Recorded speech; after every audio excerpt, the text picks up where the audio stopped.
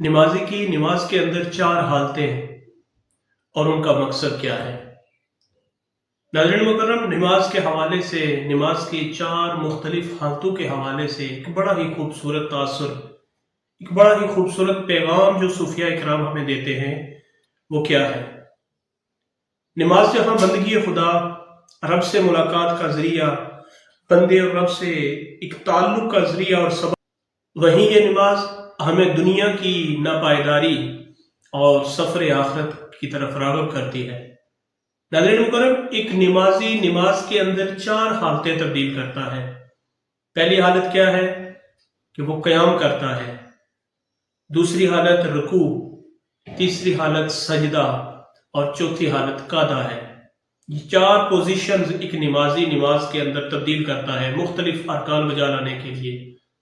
اب ان چاروں حالتوں کے اندر نمازی کی نظر کہاں ہونی چاہیے اور کیوں ہونی چاہیے، اس کی حکمت کیا ہے؟ اللہ اکبر۔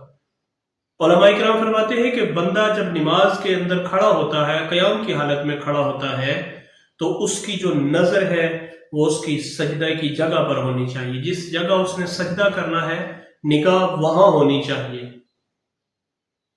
جب وہ رکوع کرتا ہے تو رکوع کے اندر اس کی نظر اپنے پاؤں کے انگوٹھوں پر ہونی چاہیے، اور جب بندہ نماز کے اندر سجدہ کرتا ہے تو اس کی نظر سجدے کی حالت میں اپنی اس ناک پر ہونی چاہیے۔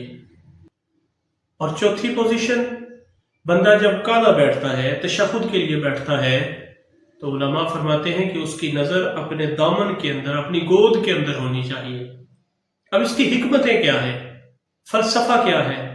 بے شمار اس کے فلسفے ہو سکتے ہیں، بے شمار اس کی حکمتیں ہو سکتی ہیں، لیکن اللہ والے اہل اللہ کیا فرماتے ہیں؟ وہ فرماتے ہیں کہ بندہ جب نماز کے لیے کھڑا ہوتا ہے، قیام کی حالت میں ہوتا ہے، تو اس کی نگاہ اس کی سجدے کی جگہ ہونی چاہیے، اور سجدہ وہی کرنا ہے جو زمین کا ٹکڑا اس کے سامنے ہے۔ اس کا مقصد کیا ہے؟ اللہ والے فرماتے ہیں کہ بندہ جب نماز کے اندر کھڑا ہوتا ہے، نگاہ زمین پر اس سجدے والی جگہ ہوتی ہے، تو یہ تصور اس کے ذہن کے اندر جاتا ہے کہ اے بندے، آج تو اس زمین کے اوپر کھڑا ہے، کل اسی زمین کے نیچے تو نے لیٹ جانا ہے، سو جانا ہے، تو یہ اسی زمین کے اندر دفن کر دیا جائے گا۔ یہ تصور وہاں سے اس کو مل رہا ہے۔ اللہ اکبر۔ اب دوسری حالت کیا ہے؟ رکوع۔ رکوع کے اندر فرمایا کہ اپنے نگاہوں کو پاؤں کے انگوٹھوں کے اوپر رکھنی ہے۔ اب اس کی حکمت کیا ہے؟ اللہ والے کہتے ہیں کہ بندہ جب آخری سفر پر روانہ ہوتا ہے، فرشتے جب اس کی روح قبض کرنے لگتے ہیں، روح کھینچتے ہیں، تو وہ پاؤں کے انگوٹھوں سے روح کو نکالنا شروع کیا جاتا ہے۔ اللہ اکبر۔ یہ تصور ہے کہ انسان ایک دن تیری روح کو قبض کر لیا جائے گا، ان انگوٹھوں سے تیری روح کو نکالنا شروع کیا جائے گا، تو دیکھ رہا ہوگا، چارپائی پہ لیٹا ہوگا، لیکن اتنا بے بس ہوگا کہ تو کچھ نہیں کر سکے گا۔ اللہ اکبر۔ اب تیسری حالت کیا ہے؟ بندہ جب سجدے کے اندر ہے تو اس کی نگاہیں اپنی ناک کے اوپر ہونی چاہیے۔ صوفیاء اکرام فرماتے ہیں اس کی حکمت بھی بڑی خوبصورت ہے۔ انسان جو اپنے جسم پر روزانہ صبح اٹھ کے اپنے آئینے کے اندر چہرے کو، خوبصورتی کو، جمال کو دیکھتا ہے، بار بار اس کو دھوتا ہے، صاف رکھتا ہے، خوبصورت سجا کے بنا کے، اللہ اکبر، فرمایا جب تو قبر کی مٹی بنے گا، قبر کے اندر تجھے دفن کیا جائے گا، تو جسم کا جو حصہ سب سے پہلے خراب ہونا، کیڑا کھانا شروع کرتا ہے، وہ یہ ناک ہے۔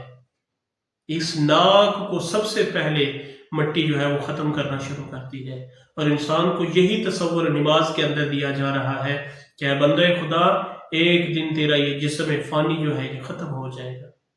اور پھر جب وہ حالت قعدہ کے اندر ہے، چوتھی حالت، چوتھی پوزیشن، اب فرمایا کہ نگاہیں اپنی چھولی کے اندر رکھے، اپنے دامن کے اندر نگاہ رکھے، وہاں دیکھے یہاں سے کیا تصور ہے۔ اللہ اکبر۔ نماز کتنی عظیم عبادت ہے جو بندے کو کسی صورت میں بھی غافل نہیں ہونے دیتی۔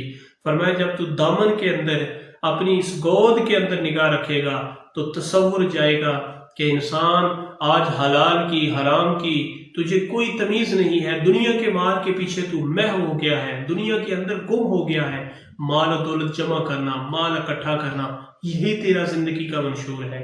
فرمایا لیکن یاد رکھ، یہ نماز تجھے تصور دیتی ہے جب تو اس دنیا سے جائے گا تو خالی دامن جائے گا، بلکہ تیرا یہ لباس بھی تیرے رشتہ دار چاہنے والے اتار لیتے ہیں۔ اللہ اکبر۔ سکندر جب چلا دنیا سے دونوں ہاتھ خالی تھے۔ سکندر کے بارے میں بھی روایات میں آتا ہے کہ جب اس نے آدھی دنیا کو فتح کر لیا، لیکن جب اس کا وقت آخر آیا تو اس نے اپنے چاہنے والوں سے کہا کہ میرے ہاتھ کفن سے باہر رکھنا، اس لیے کہ دیکھ لیں کہ دنیا کو فتح کرنے والا سکندر اعظم آج خالی دامن دنیا سے جا رہا ہے۔ یہ تصور ہے نماز کا، 4 حالتیں، 4 پوزیشنز اور 4 پوزیشن کا تصور جو نماز ہمیں دیتی ہے۔ اے کاش کہ ہم سمجھ جائیں کہ یہ دنیا فانی ہے اور ہم نے چھوڑ کر جانی ہے۔ اللہ رب العالمین ہمیں عمل کی توفیق عطا فرمائے۔